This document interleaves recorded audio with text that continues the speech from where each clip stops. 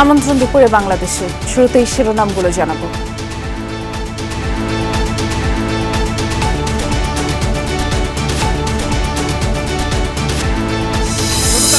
তাড়াতাড়ি সম্ভব যেন জনগণের সামনে কিংবা ফাঁসি দেওয়া হয়। তাদেরকেও এভাবে জঘন্যভাবে হত্যা করা হয়। ফাঁসি চাই আমরা। 48 ঘন্টার মধ্যে বিচার চাই। আর যদি 48 ঘন্টার মধ্যে বিচার না হয় তাহলে পুরো বাংলাদেশ আমরা নামবো মাঠে।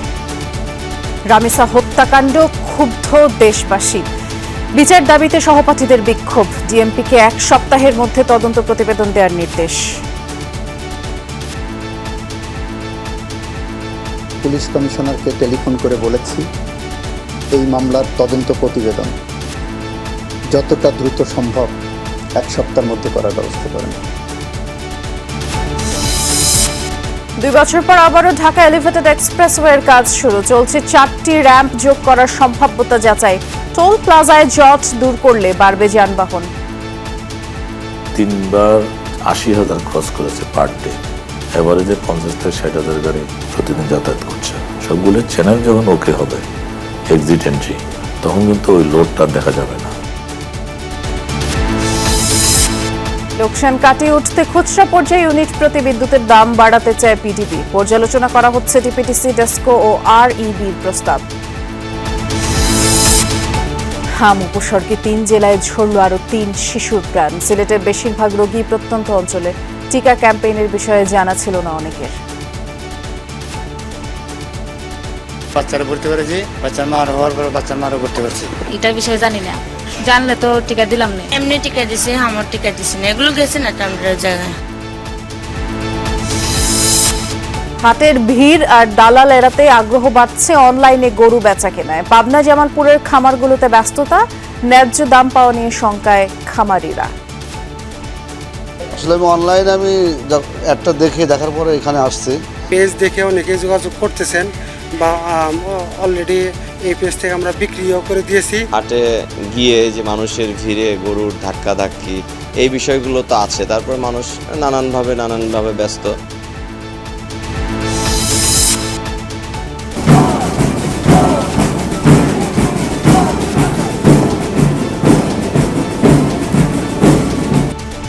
যশোরে বিমান বাহিনী একাডেমিতে গ্রীষ্মকালীন রাষ্ট্রপতি কুচকাওয়াজ। বহু প্রতিকূলতা পেরিয়ে আজ আধুনিক, সুসংগঠিত, সক্ষম, বললেন এয়ার চিফ মার্শাল।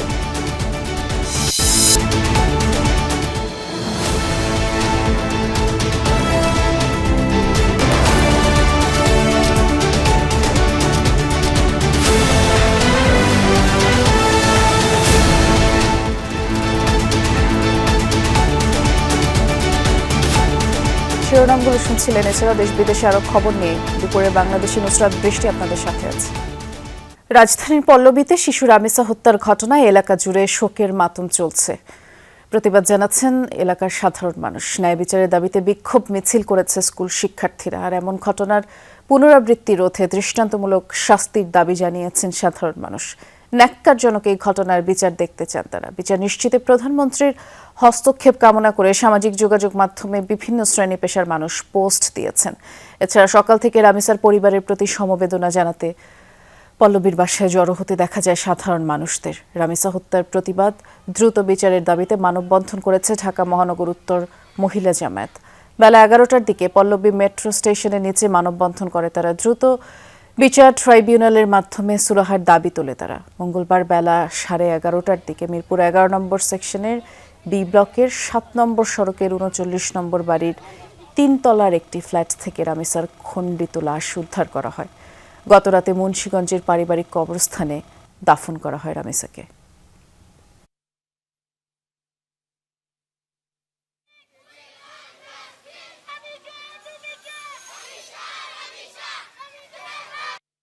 ওর মায়ের চাইতে ওর বাবার প্রিয় বেশি ছিল। আর আজকে ওর বাবার কলিজাটা ছিঁড়ে নিয়ে গেছে। ওর ওয়াইফের হাতে কামড় দিছে, তাহলে নিশ্চয়ই জরিপ করা যায় যে মাথাটা ওর ওয়াইফ ধরে রাখছে। আর এত মানুষ গেট টুকাইছে, এর ওয়াইফ গেট খোলে নাই, পরে গেট ভাঙার পরে ভিতরে দেখা যায় মহিলা ভিতরে আটাআটি করতেছে। যত তাড়াতাড়ি সম্ভব সংবিধান বা আইন যেটা বলে যত তাড়াতাড়ি সম্ভব যেন জনগণের সামনে কিংবা ফাঁসি দেওয়া হয়।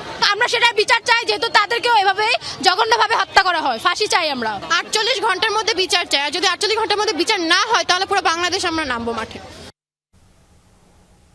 রামিসা হত্যার ঘটনায় সর্বস্তরের মানুষই ফুঁসে উঠেছে। আমরা দেখছিলাম তার সহকর্মীরা কথা বলছিল, বিভিন্ন জায়গা থেকে মানুষজন এসে জড়ো হতে শুরু করেছে পল্লবীতে। আমাদের সহকর্মীরা সেই খোঁজ খবর রাখছেন। সহকর্মী এম এ আজিজের কাছে আগে যাব, এরপরে আরেকজন সহকর্মী সুমাইয়া ঐশীর কাছে যাব। আজিজ, প্রতিবাদে দাঁড়ানো ক্ষুব্ধ সাধারণ মানুষদের কথা আমরা শুনছিলাম, দাবিগুলোও শুনছিলাম। অনেকেই বলছিল যে 48 ঘন্টার মধ্যে এর বিচার করা হোক, একটি দৃষ্টান্ত স্থাপন করা হোক। আমরা অনেক বছর যাবত এই সাংবাদিকতা করতে গিয়েই দেখছি যে নারীর প্রতি যে সহিংসতা, শিশু থেকে শুরু করে একদম পূর্ণবয়স্ক নারীর প্রতি সহিংসতার হাত থেকে কেউ রেহাই পায়নি। কিছুদিন আগে মাগুরার আসিয়ার কথাও আপনার মনে আছে। তবে এরকম ঘটনার পুনরাবৃত্তি হলেও দৃষ্টান্তমূলক যেই সাজা, সেটি যে হয় বা বিচার করা হয়, সেই সংস্কৃতি থেকে আমাদের দেশে অনেকটাই পেছানোই বলা চলে। সেক্ষেত্রে সাধারণ মানুষগুলো কি বলছে, যদি 48 ঘন্টার মধ্যে এই দাবি দাওয়াগুলো পূরণ করা না হয়, পরবর্তীতে তারা আসলে কি করবে? ধন্যবাদ। বিচার না হওয়ার যে সংস্কৃতি আমাদের দেশে চালু আছে, সেটি নিয়েই মূলত এইখানকার যারা বাসিন্দা আছেন বা এই এলাকায় যারা বাস করেন, তারা সেটি নিয়ে খুবই উদ্বিগ্ন।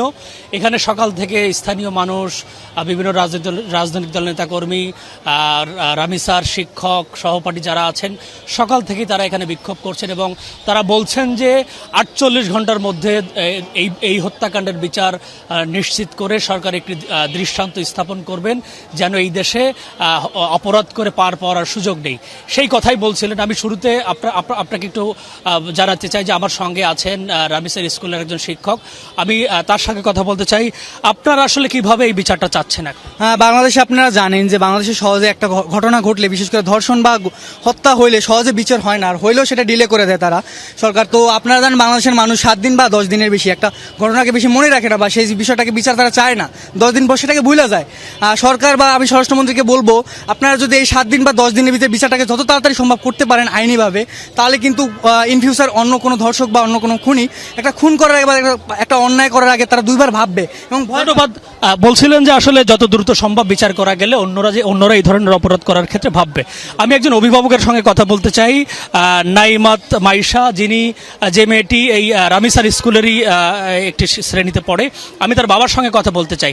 আপনারা কি কোনো ধরনের আতঙ্ক অনুভব করছেন এই ঘটনার পর? হ্যাঁ, আতঙ্ক তো আমরা অবশ্যই আছি। এই যে আমার বাচ্চা কালকে রাত থেকে ঘুমাইতে পারি না, খালি ভয়ে ভয়ে উঠতেছে। ওর সাথে ও রাইসা যে মরছে, যে ও বলছে যে চকলেট আমরা একসাথে খাবো, আমরা এই সামনে ঈদ আছে, আমরা ছুটি করব, এই কথা নিয়ে ওই চিন্তা করতে করতে কালকে রাত্রেও ঠিক মতন ঘুমাইতে পারে না। হ্যাঁ, কান্দে কান্দে খালি উঠে। শুনছিলেন যে চকলেটের কথা বলছিল। আসলে চকলেটের বিষয়টি হলো, রামিসা ক্লাসে প্রথম হওয়ার পরে সে তার সহপাঠী এবং বন্ধুদেরকে চকলেট খাওয়ানোর বিষয়ে একটি কথা ছিল। সেই চকলেট তার সহপাঠীরা খেতে পারেনি, সেই কথাই বলছিলেন একজন অভিভাবক। আমি স্থানীয় আরেকজনের সঙ্গে কথা বলতে চাই। আপনারা আসলে কত দ্রুত এই বিচারটা দেখতে চান? আমরা খুব দ্রুত, 24 ঘন্টার মধ্যে। 24 ঘন্টা তো শেষ হয়ে গেছে, 48 ঘন্টার মধ্যে আমরা এর বিচার দেখতে চাই। আমরা এর বিচার দেখতে চাই। আমরা কোনো ধর্ষকের বিচার আজ পর্যন্ত বাংলাদেশে দাঁড়িয়ে দেখিনি। হ্যাঁ, বলছিলেন যে তারা আসলে এই যে বিচারহীনতা যে সংস্কৃতি, সেই সংস্কৃতি থেকে বের হয়ে আসার যে দৃষ্টান্ত, সেটি এই সরকারকে স্থাপন করার জন্য এখানে যারা আসছেন সকাল থেকে, প্রত্যেকের কণ্ঠে একই সুর, এবং তারা বলছেন যে 48 ঘন্টার মধ্যেই বিচার নিশ্চিত করতে হবে এবং এটি বাংলাদেশে দৃষ্টান্ত হয়ে থাকবে, যেন পরবর্তীতে এই ধরনের অপরাধ করার ক্ষেত্রে কেউ সাহস না পায়। শুনছিলাম আপনার মাধ্যমে। আজিজ, অনেক ধন্যবাদ। আর একজন সহকর্মী ইতিমধ্যে আমাদের সাথে যুক্ত হয়েছেন, সুমাইয়া ঐশীকে দেখতে পাচ্ছি, তিনিও আছেন পল্লবীতে। আপনি খুব সম্ভবত এই পরিবারের সাথে, অর্থাৎ রামিসার পরিবারের সাথেও কথা বলেছেন। আমরা গতকাল দেখছিলাম রামিসার 55 বছরের বাবা বলছিলেন তিনি বিচার চান না, কারণ তিনি তার এই 55 বছরের জীবনে আজ পর্যন্ত দেখেননি এদেশে ধর্ষকের কোনো বিচার হয়। এবং আরেকটি কথাও বারবার বলেছেন যে 15 দিন পর হয়তো আর একটা নতুন ইস্যু সামনে আসবে, হয়তো এই রামিসার কথাও সবাই ভুলে যাবে। কি মনে হয় সবকিছু মিলিয়ে? আপনি অনেকদিন যাবত এই বিতে আছেন ঐশী, এই যে দীর্ঘসূত্রতা হচ্ছে, ন্যায় বিচার পাচ্ছে না মানুষ, এ কারণে এখন পিতামাতাও ন্যায় বিচার চাচ্ছে না, এ থেকে বেরিয়ে আসার উপায় কি? বৃষ্টি, আসলে রামিসার মৃত্যু শুধুমাত্র একটি পরিবার থেকে একটি সন্তান যায়নি, পুরো বাংলাদেশ এখন বিক্ষুব্ধ এবং সেই ক্ষোভের একটি চিত্র দেখতে পাচ্ছেন আমার এখানে রামিসার বাড়ির ঠিক সামনে। প্রচণ্ড ক্ষুব্ধ সাধারণ জনগণ। আপা, আপনার সঙ্গে একটু কথা বলি। আপনি বলছিলেন যে আপনার রামিসার বয়সে একটি মেয়ে আছে, আপনার আসলে অনুভূতিটা কি এবং কি চান? আসলে ঘুমাতে পারছি না আজকে 4 রাত। আমার মেয়েটা দেখতে ওর মতোই, সেম ওর মতোই। আমার মনে হচ্ছে যতবার আমি ওকে দেখি, আমার মেয়েকে দেখি, আমি ওকে দেখি, আমার মেয়েকে দেখি, একবার দেখি আমি আমার মেয়েকে। আমার মেয়ে নিজে ট্রমাটাইজ হয়ে আছে, সারাক্ষণ বলতেছে আম্মু কেন মারলো, আমি ওকে কি জবাব দিব, ওকে কেন মারলো, আমি কি জবাব দিব আমার মেয়েকে? আপনারা বলেন, আপনারা আমাকে জবাবটা শিখিয়ে দেন, আমি আমার মেয়েকে জবাবটা দেই। আমি কি বলবো আমার মেয়েকে, কেন ওকে মারছে? একটা 6 বছরের বাচ্চাকে আমি কি বলবো কেন রামিসা মরছে? আমার বাচ্চাকে আমি পড়াশোনা করাবো না, স্কুলে পাঠাবো না। আপনারা অশিক্ষিত জাতি পান, অশিক্ষিত মা পান, আমার কিচ্ছু দেখার বিষয় না। আমার মেয়ে আমার কোলে জীবিত থাকুক, আমার সামনে থাকুক, আমি এতটুকুতেই শান্তি। আমার পড়াশোনার দরকার নেই। আমার সরকার বৃষ্টি দেখছিলেন আসলে প্রচণ্ড ক্ষুব্ধতার সঙ্গে মানুষ কিন্তু বলছিলেন যে এই ঘটনার পরে শিশুদেরকে আসলে কতটুকু নিরাপদ বাংলাদেশে, নিজের বাড়িতে কতটুকু নিরাপদ, নিজের বাড়ির আশপাশে কতটুকু নিরাপদ বাংলাদেশের শিশুরা বা নারীরা, সেই প্রশ্ন বারবারই উঠে আসছে। এবং বিচারটা যাতে শুধুমাত্র বিচার রায় প্রকাশই নয়, কার্যকর যাতে হয় খুব দ্রুত সময়ের মধ্যে সেই রায়, সর্বোপরি একটি সেটির দৃষ্টান্ত জোর দাবি। স্থাপন হোক, সেটিই চাচ্ছে মানুষ। শুনছিলাম আমরা। ধন্যবাদ আপনাকে বেশি। রামিসাকে ধর্ষণের পর নৃশংসভাবে হত্যার ঘটনার 1 সপ্তাহের মধ্যে তদন্ত প্রতিবেদন জমা দিতে ডিএমপি কমিশনারকে নির্দেশ দিয়েছেন আইনমন্ত্রী মোহাম্মদ আসাদুজ্জামান। সকালে ডিএমপিকে এই নির্দেশ দেন। মন্ত্রী জানান যে দ্রুততম সময়ের মধ্যে এই হত্যাকাণ্ডের বিচার কাজ সম্পন্ন করতে যথাযথ উদ্যোগ নেওয়া হবে। সচিবালয়ে গিয়ে আইনমন্ত্রী বলেন, মাগুরার আসিয়া, ঢাকার রামিসার ঘটনা মানুষ হিসেবে মনুষ্যত্বকে প্রশ্নবিদ্ধ করে। এমন অপরাধীদের দ্রুত শাস্তি দিতে না পারলে জনগণের কাছে ব্যাড মেসেজ যাবে। রামিসার ঘটনার বিচার করে দৃষ্টান্ত স্থাপন করতে চায় সরকার। এ সময় তিনি বলেন, রামিসার বাবা যেটা বলেছেন সেটা ওনার জায়গা থেকে অমূলক নয়। দেশের বিচার ব্যবস্থায় যে মামলার জট, সেটি নিরসনে পদক্ষেপ নেবে সরকার। আমাদের পক্ষ থেকে এই বিচার প্রক্রিয়াটাকে সামনের দিকে দ্রুত সম্পন্ন করার জন্য যা কিছু করা সম্ভব আমরা সবটুকুই করব। পুলিশ কমিশনারকে টেলিফোন করে বলেছি এই মামলার তদন্ত প্রতিবেদন যতটা দ্রুত সম্ভব 1 সপ্তাহের মধ্যে করার ব্যবস্থা করেন। প্রত্যাশিতভাবে অতি দ্রুততম সময়ের মধ্যে করতে পারি, সেটাই হবে আমাদের জবাব। প্রায় 2 বছর বন্ধ থাকার পর আবারও শুরু হয়েছে ঢাকা এলিভেটেড এক্সপ্রেসওয়ের বাকি অংশের কাজ। পরীক্ষা নিরীক্ষা চলছে আরও 4টি র্যাম্প যোগ করার সম্ভাব্যতা নিয়েও। চুক্তি অনুযায়ী প্রতিদিন প্রথম 80,000 গাড়ির টোল পাবে অর্থায়নকারী প্রতিষ্ঠান এবং এর বেশি গাড়ি এক্সপ্রেসওয়ে ব্যবহার করলে তার 25% পাবে বাংলাদেশ সরকার। চালুর পর এখন পর্যন্ত মাত্র 3 দিন এক্সপ্রেসওয়ে থেকে আয় করতে পেরেছে সরকার। আর ম্যানুয়াল পদ্ধতিতে টোল আদায় করায় টোল প্লাজায় যানজটও তৈরি হচ্ছে। এতে অনেকেই এলিভেটেড এক্সপ্রেসওয়ে ব্যবহার করছেন না। আরও জানাচ্ছেন সহকর্মী তানফির সিদ্দিক টিপু, ছবি তুলেছেন আরেক সহকর্মী লুৎফর রহমান।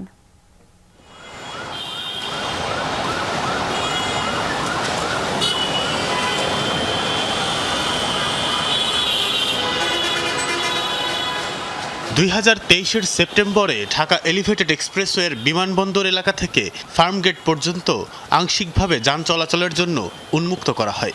পরের বছর এফডিসি গেট সংলগ্ন কারওয়ান বাজার র্যাম্পটিও খুলে দেওয়া হয়। উদ্দেশ্য যানজট থেকে নগরবাসীকে খানিকটা মুক্তি দেয়া।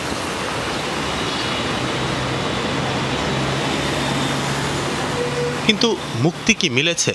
কর্মদিবসে পিক আওয়ারে এমন গাড়ির চাপ এলিভেটেড এক্সপ্রেসওয়ের টোল প্লাজাগুলোতে। এক্সপ্রেসওয়েতে ওঠার আগেই এই লম্বা গাড়ির সারি আরেক ভোগান্তির কারণ। এতদিন পরিচালনার পর এক্সপ্রেসওয়ে কর্তৃপক্ষের পর্যবেক্ষণ, ম্যানুয়াল পদ্ধতিতে টোল গ্রহণের কারণে অনেকেই এক্সপ্রেসওয়ে ব্যবহার করছেন না।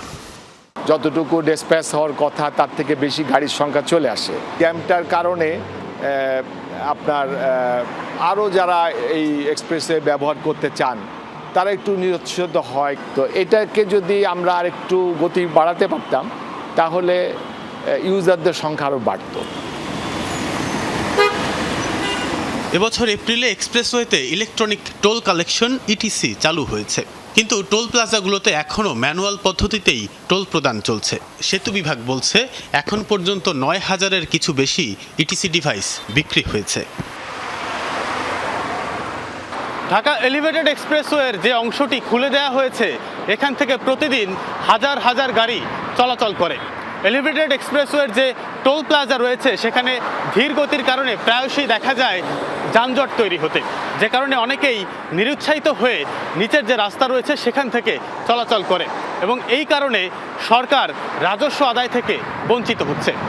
এক্সপ্রেসওয়ে চালুর 25 বছর পর্যন্ত প্রতিদিন এর উপর দিয়ে চলা প্রথম 80,000 গাড়ির টোল জমা হবে চীনা প্রতিষ্ঠানের খাতায়। এর বেশি হলে তার 25% পাবে বাংলাদেশ সরকার। এক্সপ্রেসওয়ে চালুর পর এখন পর্যন্ত মাত্র 3 দিন 80,000-এর বেশি গাড়ি এক্সপ্রেসওয়ে ব্যবহার করেছে। সেতু বিভাগের সচিব জানান, প্রতিদিন গড়ে 50 থেকে 60,000 গাড়ি চলাচল করে। তবে তাদের আশা 2026 সালের ডিসেম্বর নাগাদ এক্সপ্রেসওয়ে পুরো দমে চালু করতে পারবেন তারা। তখন বাড়বে গাড়ির সংখ্যা, আয় হবে দেশের। এখন 3 বার 80,000 ক্রস করেছে পার ডে। এভারেজে 50 থেকে 60,000 গাড়ি প্রতিদিন যাতায়াত করছে। সবগুলো চ্যানেল যখন ওকে হবে, এক্সিট এন্ট্রি, তখন কিন্তু ওই লোডটা দেখা যাবে না। তার সাথে যখন ইটিসটা হয়ে যাবে পরিপূর্ণভাবে, আশা করি এই জ্যামটা থাকবে না। এদিকে এক্সপ্রেসওয়ের মূল নকশার বাইরে গিয়ে এক্সপ্রেসওয়েকে আরও ব্যবহার বান্ধব করতে 4টি নতুন র্যাম্প যুক্ত করার কথা ভাবছে সেতু বিভাগ। চলছে এর সম্ভাব্যতা যাচাই। 300 ফিটের সাথে একটা কানেকশন থাকলে সে মোর আরও ভাইব্রেন্ট হয়। তারপরে দেখা যাচ্ছে যে আমাদের মহাখালী যে বাস স্ট্যান্ড, এটার জামটা এড়ানো যায় কিনা এটা অ্যাড্রেস করা হয় নাই। এরপরে আমাদের মগবাজার ওই দিকে আরেকটা অ্যাড্রেস করা হয় নাই। এখন যদি এগুলো অ্যাড্রেস করা হয় তাহলে হচ্ছে ভিতরে জামটা আরও কমতে পারে, এটা আমাদের ধারণা এবং এটার দাবিও আছে। তবে যোগাযোগ বিশেষজ্ঞ ডক্টর হাদিউজ্জামান বলছেন, নকশায় যে কোনো পরিবর্তন বাড়াবে প্রকল্প ব্যয় ও বাস্তবায়নের সময়।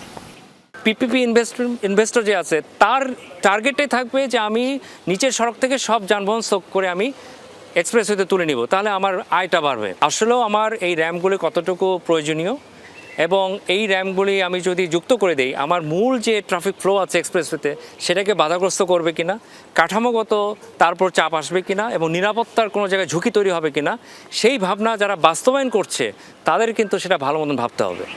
2020 সালের জানুয়ারিতে কাজ শুরু হয় এলিভেটেড এক্সপ্রেসওয়ের। 2023-এর জুনে কাজ শেষ হওয়ার কথা থাকলেও তা হয়নি। 2024 সালে শেয়ার নিয়ে দ্বন্দ্বে মুখ থুবড়ে পড়ে এর নির্মাণ কাজ, মামলা গড়ায় উচ্চ আদালত পর্যন্ত। তানভীর সিদ্দিক, টিপু, যমুনা নিউজ, ঢাকা। ঢাকা চট্টগ্রাম মহাসড়কের কুমিল্লার নাজিরাবাজার ইউটার্ন এলাকায় চট্টগ্রামমুখী লেনে তীব্র যানজটের সৃষ্টি হয়েছে। এ বিষয়ে সহকর্মী খোকন চৌধুরী খোঁজ খবর রাখছেন, তিনি অপেক্ষা করছেন আমাদের জন্য। খোকন, কি অবস্থা দেখছেন? যান চলাচলের এখন অন্তত 5 কিলোমিটার জুড়ে থেমে থেমে যানবাহন চলছিল, সেটি চিত্র পরিবর্তন হয়েছে কিনা? বৃষ্টি আসলে বেলা বাড়ার সঙ্গে সঙ্গে সেই যানজটের 5 কিলোমিটারের চিত্র এখন কিন্তু আসলে 10 কিলোমিটারের অধিক দাঁড়িয়েছে, অর্থাৎ 10 কিলোমিটার এলাকা জুড়ে কিন্তু থেমে থেমে গাড়ি চলছে। এই যানজটের উৎপত্তি কিন্তু ভোর 7টা থেকে একটি কাভার্ডমেন্ট বিকলের পর থেকে পাশাপাশি যুক্ত হয়েছে যে ইউটার্ন এলাকা। আমি যে ইউটার্নটি রয়েছে এটি কিন্তু কুমিল্লা সিলেট, কুমিল্লা ব্রাহ্মণবাড়িয়া রুটের যে যানবাহনগুলো এই ইউটার্ন করে কিন্তু কুমিল্লা থেকে যায়। ফলে এই ইউটার্নের কারণে এবং পাশাপাশি সড়কে বিশেষ করে কাভার্ডমেন্ট বিকল হওয়ায় এই যানজটের সৃষ্টি হয়। এখন পর্যন্ত কিন্তু এই থেমে থেমে প্রত্যেকটি ইউটার্ন এলাকায় কিন্তু এমন থেমে থেমে চলার চিত্র কিন্তু আমরা দেখতে পেয়েছি। বৃষ্টি শুনছিলাম আপনার মাধ্যমে। খোকন, ধন্যবাদ আপনাকে। সুপ্রিম কোর্ট সচিবালয় প্রতিষ্ঠায় হাইকোর্টের রায়ের বিরুদ্ধে আপিল করেছে রাষ্ট্রপক্ষ। আজ সুপ্রিম কোর্টের সংশ্লিষ্ট শাখায় আপিলটি দায়ের করা হয়। আর বিষয়টি নিশ্চিত করেছেন attorney general barrister Ruhul Quddus Kajal. আমাদের সহকর্মী রাব্বি হোসেন এই বিষয়ে খোঁজ খবর রাখছেন, তিনি হাইকোর্টে অপেক্ষা করছেন আমাদের জন্য। রাব্বি, আদালতের এটকারী এবং রাষ্ট্রপক্ষ কি যুক্তি তুলে ধরলেন, একটু বিস্তারিত করে জানাবেন আমাদের। সুপ্রিম কোর্ট সচিবালয়ে প্রতিষ্ঠা করেছিল অন্তর্বর্তী সরকার এবং এ বিষয়ে যে অধ্যাদেশটি জারি করা হয়েছিল সেটি বিএনপি সরকার ক্ষমতায় আসার পর সেটি রহিতকরণ করেছে। এরপর দেখেছি যে আমরা হাইকোর্ট যে রায়টি দিয়েছিলেন, অর্থাৎ 3 মাসের মধ্যে সুপ্রিম কোর্ট সচিবালয় প্রতিষ্ঠা করতে হবে, সেই রায়ের বিরুদ্ধে আজকে মূলত রাষ্ট্রপক্ষে যারা রয়েছেন, বিশেষ করে অ্যাটর্নি জেনারেল, তারা আপিল করেছেন। তারা বলছেন যে এই রায়ের বিরুদ্ধে মূলত তারা একটি আপিল দায়ের করেছেন, সেটির আজকে শুনানি হতে পারে। সেখানে এর আগে আমরা দেখেছি যে যখন এই রায়টি দিয়েছিল হাইকোর্ট, সেখানে বলা হয়েছিল যে এই বিচার বিভাগকে আইন মন্ত্রণালয় থেকে পৃথক করে বিচার বিভাগের স্বার্থেই যাতে এই সুপ্রিম কোর্ট সচিবালয় প্রতিষ্ঠা করা হয় সেই বিষয়টি নির্দেশনা দেওয়া হয়েছে। তখন হাইকোর্ট একটি তারা আশা প্রকাশ করেছিলেন যে এই বিষয়টি যেহেতু আপিল বিভাগে রয়েছে, সেখানে এই মামলাটি চূড়ান্ত নিষ্পত্তি হওয়ার আগে যাতে সুপ্রিম কোর্ট সচিবালয়ের কার্যক্রম স্থগিত বা বিলুপ্ত না করা হয় সেই বিষয়টি তারা একটা আশা করেছিলেন। তখনও রাষ্ট্রপক্ষের আইনজীবী যিনি অ্যাটর্নি জেনারেল ছিলেন তিনি বলেছিলেন যে সেই বিষয়টি নিয়ে সরকার কাজ করবে। যদিও আমরা দেখেছি গত পরশুদিন সুপ্রিম কোর্ট সচিবালয় বিলুপ্ত করে একটি অধ্যাদেশ বিলুপ্ত করে একটি প্রজ্ঞাপন জারি করা হয়েছিল এবং সেখানে যারা বিচারক রয়েছে তাদেরকে আইন মন্ত্রণালয়ে সংযুক্ত করা হয়েছে। তবে আজকে যেহেতু সেই আপিলটি রয়েছে, আপিলের শুনানি হবে, তখন আমরা আরও বিস্তারিত বলতে পারবো। বিস্তারিত জানাচ্ছিলেন, ধন্যবাদ রাব্বি। ডক্টর মোহাম্মদ ইউনূসের নেতৃত্বে অন্তর্বর্তী সরকারের 18 মাসের কর্মকাণ্ড চ্যালেঞ্জ করে তদন্ত চেয়ে করা রিট খারিজ করে দিয়েছেন হাইকোর্ট। বৃহস্পতিবার বিচারপতি আহমেদ সোহেল ও বিচারপতি ফাতেমা আনোয়ারের হাইকোর্ট বেঞ্চ এই আদেশ দেন।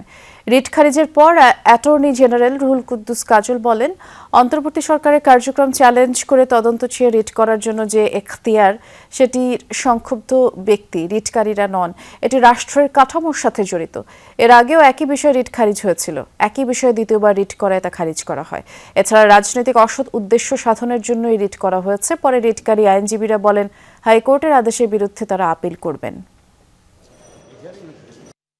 যেসব মব হয়েছে, ভাঙচুর হয়েছে, ইলিগাল কাজ করেছে, করাপ্ট প্র্যাকটিস হয়েছে, এর উপর একটা ইনকোয়ারি কমিশন করার জন্য তো কোর্ট শুনে আজকে এটা সামারি রিজেক্ট করেছেন, শর্ট অর্ডার দিয়ে রিজেক্ট করেছেন। একটা ডিটেলস অর্ডারটা পরে দেবেন। কোনো একটা মামলা করার ক্ষেত্রে যে সংক্ষুব্ধ হওয়ার যে পেরিফেরি আমাদের আইনি বিধান রয়েছে, তার মধ্যে উনি পড়েন না। আমি এও বলেছি যে ওনার উদ্দেশ্যটা কোনো আইনগত প্রতিকার চাওয়া না।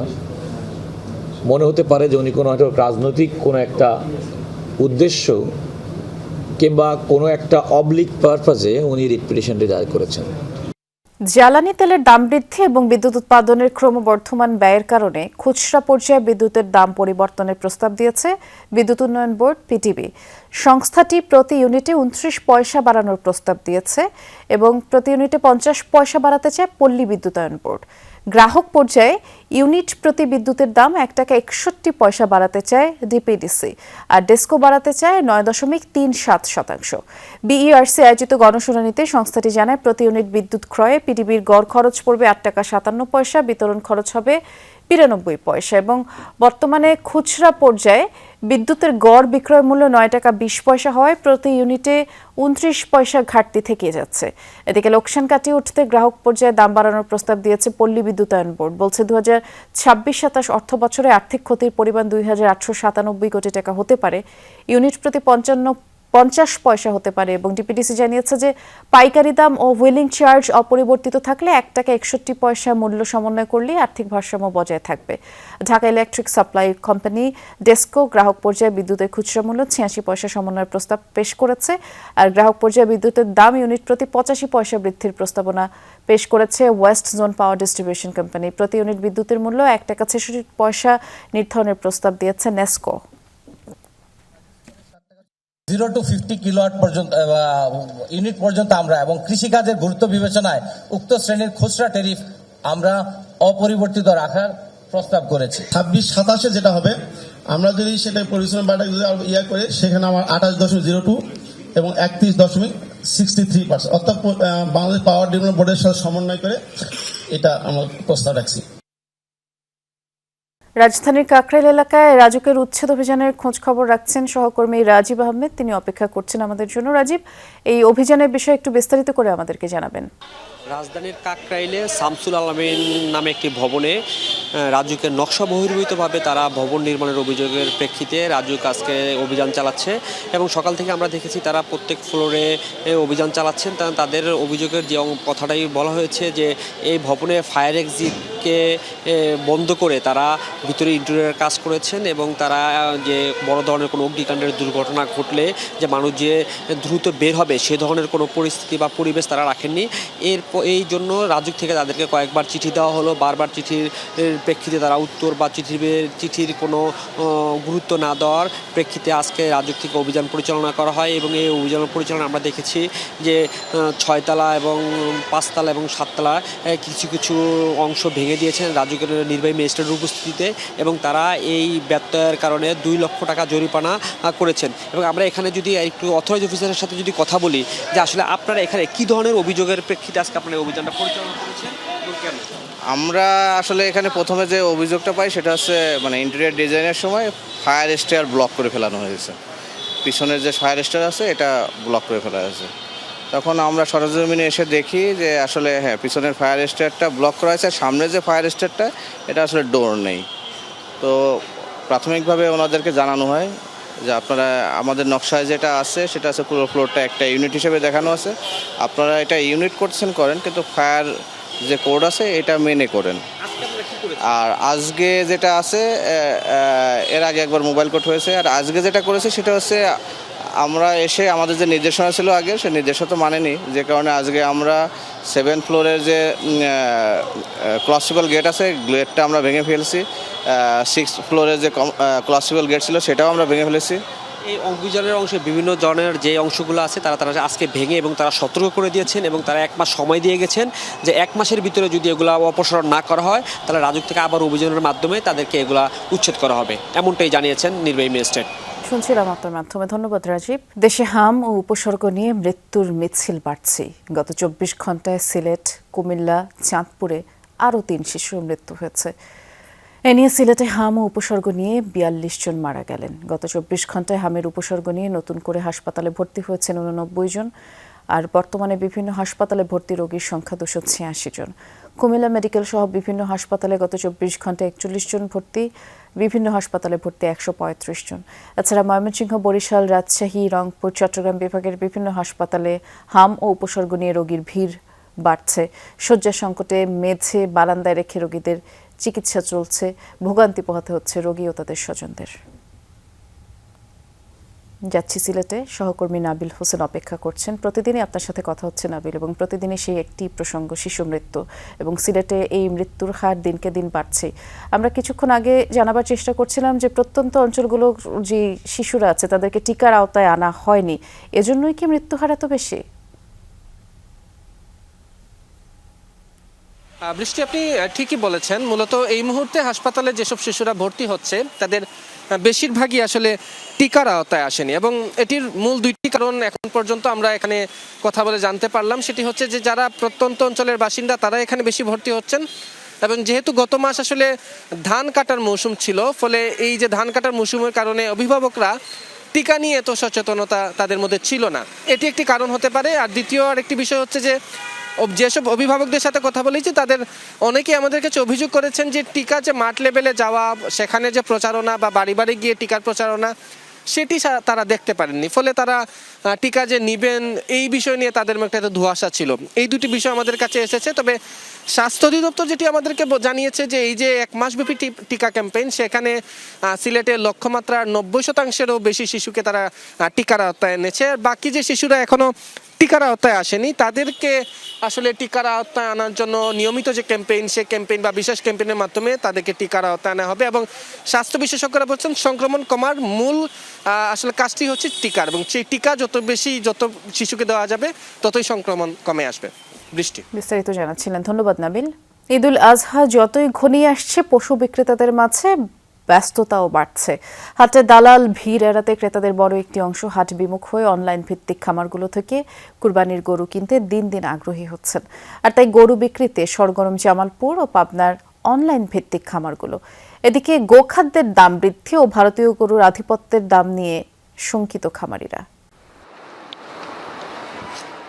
কখনো ক্লোজ শট, কখনো বা স্লো মোশন, ক্যামেরার ফ্রেম জুড়ে বিশাল আকৃতির এক একটি গরু। কোরবানির ঈদকে সামনে রেখে শুধু হাটই নয়, অনলাইনেও জমে উঠেছে গরুর বেচাকেনা।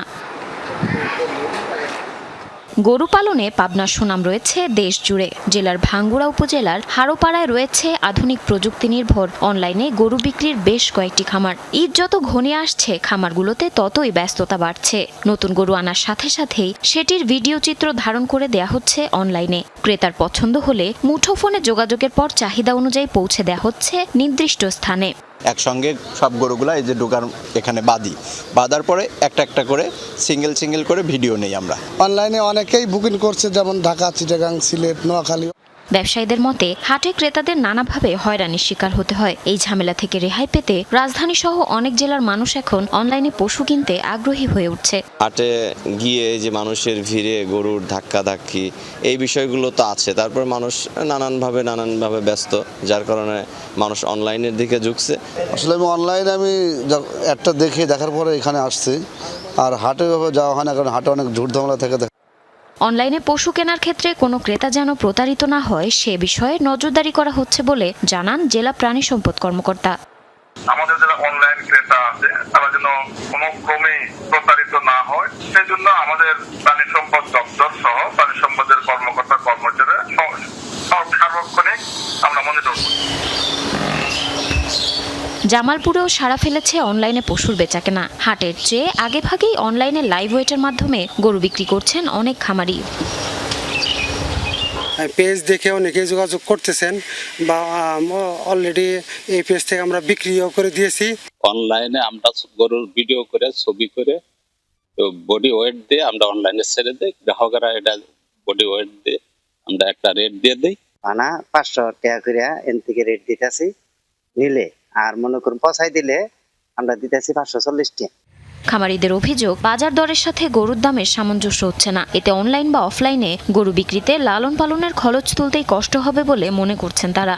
বাস্তবে এটা করতে গিয়ে যে খরচটা, এটা যে হিসাব করে এই দামে পোষায় না। 4 জন লোকই 24 ঘন্টা এই গরুর পিছনে শ্রম দিতেছে, 24 ঘন্টায় আসলে অনেক পরিশ্রম। তারপরে আমরা খাদ্য যেগুলো আমরা খাওয়াইতেছি সব দেশি। জামালপুরে 12,000 খামারির কাছে কোরবানির জন্য প্রস্তুত রয়েছে 1,07,065টি গবাদি পশু। জেলার চাহিদা প্রায় 82,000। বাকি গবাদি পশু বিক্রি হবে রাজধানী ঢাকা সহ দেশের বিভিন্ন প্রান্তে। জারিন অর্নি, যমুনা নিউজ। ঈদুল আজহা ঘনিয়ে আসায় হাটগুলোতে ব্যস্ততাও বেড়েছে। কুরবানির পশু বেচাকেনার খবর জানতে এবার খুলনায় যাচ্ছি। সহকর্মী শেখ আল এহসান অপেক্ষা করছেন। এহসান, হাটে পশু বেচাকেনা কতটা জমজমাট? এখান থেকে দেখে তো মনে হচ্ছে যে মানুষের ভিড় রয়েছে। আপনি কি চিত্র দেখছেন? বৃষ্টি, কুরবানিকে সামনে রেখে খুলনায় কিন্তু পশুর হাটগুলো জমজমাট হতে শুরু করেছে। আজকে আমরা আছি ডুমুরিয়ার খড়নিয়া পশুর হাটে। এটা একটা সাপ্তাহিক পশুর হাট, কিন্তু আজকে তুলনামূলকভাবে পশু অনেক বেশি উঠেছে, ছাগল এবং গরু। মূলত এই পশুর হাট খুলনা, যশোর এবং সাতক্ষীরার বিভিন্ন উপজেলা থেকে এই পশুর হাটে গরু এবং ছাগল আসে, এবং এটা একটা ঐতিহাসিক হাট। প্রতিবার কোরবানি ঈদে এখানে জমজমাট একটা বেচাকেনা হয়, এবং খুলনা শহর সহ ঢাকা বা আশেপাশের বিভিন্ন জেলার মানুষ কিন্তু এখান থেকে গরু কিনতে আসেন। এই গরুর বিক্রেতা এবং ক্রেতাদের সাথে কথা বলে যেটা আমরা জানতে পারছি, মোটামুটি মাঝারি ধরনের গরুর চাহিদা একটু বেশি, যেটার 80 থেকে 1,20,000-এর মধ্যে এই ধরনের গরুর চাহিদা একটু বেশি। আর অন্য যে গরুগুলো আছে একটু বেশি দামে, সেটার চাহিদা তুলনামূলক কম। এছাড়া যেটা আমরা দেখছি, এই হাটে আজকে 1,000-এর বেশি গরু এবং 500-র বেশি ছাগল বিক্রি হবে, এমনটাই আশা করছে কর্তৃপক্ষ। বৃষ্টি, অর্থাৎ হাট একদম জমজমাট দেখে মনে হচ্ছিল। ধন্যবাদ এহসান। দেশের আকাশসীমা রক্ষায় যে কোনো পরিস্থিতি মোকাবেলায় প্রস্তুত বাংলাদেশ বিমান বাহিনী। যশোর বিমান বাহিনী একাডেমিতে রাষ্ট্রপতি কুচকাওয়াজে এমনটাই জানিয়েছেন বিমান বাহিনী প্রধান air chief marshal Hasan Mahmud Khan. নবীন কর্মকর্তাদের দেশপ্রেম, পেশাদারিত্ব ও সাহসিকতার সাথে দায়িত্ব পালনের আহ্বান জানান তিনি। এবারে কুচকাওয়াজে 5 জন নারী সহ মোট 41 জন অফিসার ক্যাডেট কমিশন লাভ করেন। রোদ ঝলমলে আকাশে উঠছে লাল সবুজের পতাকা। যশোরে বাংলাদেশ বিমান বাহিনী একাডেমির প্যারেড গ্রাউন্ড জুড়ে ছিল নবীন বৈমানিকদের দৃষ্টিনন্দন ফ্লাইট পাস ও অ্যারোবেটিক প্রদর্শনী। বিমান বাহিনীর 88তম বাফা কোর্সের কমিশনপ্রাপ্ত কর্মকর্তাদের অংশগ্রহণে অনুষ্ঠিত হয় রাষ্ট্রপতি কুচকাওয়াজ 2026। অনুষ্ঠানে প্রধান অতিথি হিসেবে উপস্থিত থেকে সালাম গ্রহণ করেন বিমান বাহিনী প্রধান air chief marshal Hasan Mahmud Khan. পরে মহান মুক্তিযুদ্ধের শহীদ ও কিলো ফ্লাইটের 20 সদস্যদের স্মরণ করে নবীন কর্মকর্তাদের দেশপ্রেম, পেশাদারিত্ব ও সর্বোচ্চ ত্যাগের মানসিকতায় দায়িত্ব পালনের আহ্বান জানান তিনি। ভবিষ্যৎ যুদ্ধের চ্যালেঞ্জ মোকাবেলার জন্য আমাদের সক্ষমতা বৃদ্ধি ও প্রযুক্তিগত উৎকর্ষ অর্জনের পথে দ্রুত এগিয়ে যেতে হবে। তাছাড়াও সময়ের প্রয়োজনেই আমাদের বিমান বাহিনীকে একসময় এয়ার অ্যান্ড স্পেস ফোর্সে রূপান্তরিত হতে হবে। Air chief marshal Hasan Mahmud Khan বলেন, স্বাধীনতা যুদ্ধের মধ্য দিয়ে গড়ে ওঠা বাংলাদেশ বিমান বাহিনী আজ একটি আধুনিক ও সুসংগঠিত বাহিনীতে পরিণত হয়েছে। আকাশসীমার নিরাপত্তার পাশাপাশি দুর্যোগ মোকাবেলা, উদ্ধার অভিযান, ত্রাণ বিতরণ এবং বেসামরিক প্রশাসনকে সহায়তায়ও রাখছে গুরুত্বপূর্ণ ভূমিকা। বর্তমান নিরাপত্তা ও অপারেশনাল বাস্তবতাকে সামনে রেখে বাংলাদেশ বিমান বাহিনী তার প্রশিক্ষণ দর্শন ও অবকাঠামোকে আধুনিক ও যুগোপযোগী গড়ে তুলছে। আমাদের লক্ষ্য একটি আধুনিক প্রযুক্তি নির্ভর এবং অ্যাজাইল বিমান বাহিনী গড়ে তোলা। এবারের রাষ্ট্রপতি কুচকাওয়াজে 5 জন নারী সহ 41 জন অফিসার ক্যাডেট কমিশন লাভ করেন। এর মধ্যে তাহসিন আহমেদ কুরাইশি অর্জন করেন sword of honour. Sword of honour trophy অর্জন আমাদের জন্য অত্যন্ত সম্মান এবং গর্বের প্রতীক। এই অর্জন কেবল আমার একার নয়, এটি আমার সকল সহকর্মীদের, যারা প্রশিক্ষণের প্রতিটি মুহূর্তে আমার পিছে দাঁড়িয়েছে এবং উৎসাহ প্রদান করেছে। এই বাহিনীর একজন কমিশন প্রাপ্তি নারী কর্মকর্তা হতে পেরে আজ আমি নিজেকে নিয়ে অত্যন্ত গর্বিত মনে করছি। ছোটবেলা থেকেই উড়ন্ত বিমান দেখে মনের এক কোণে যে স্বপ্ন লালন করেছি তা আজ বাস্তবে রূপান্তরিত হচ্ছে। বিভিন্ন পদক পাওয়া ক্যাডেট অফিসাররাও শেষ রক্তবিন্দু দিয়ে দেশ রক্ষার অঙ্গীকার করেন। বাংলার আকাশসীমা সুরক্ষায় নতুন প্রত্যয় আর তরুণের উদ্দীপনায় শপথ নিল একদল তরুণ বৈমানিক। দীর্ঘ প্রশিক্ষণ শেষে বিমান বাহিনীর অফিসার পদে নিয়োগ পেয়ে তারা আরও আধুনিকায়নে কাজ করবেন বিমান বাহিনীর। প্রত্যাশা, দেশপ্রেম ও পেশাদারিত্বে তারা হয়ে উঠবেন বিমান বাহিনীর আকাশসীমার নিরাপত্তা ও নির্ভরতার প্রতীক। রেদওয়ান আহমেদ, যমুনা নিউজ, যশোর। এই ছিল দুপুরে বাংলাদেশের প্রথম ঘন্টার আয়োজনে। এর পরের ঘন্টার আয়োজন নিয়ে ফিরবেন সহকর্মী মাসুম রাব্বি। দেখার আমন্ত্রণ রইল।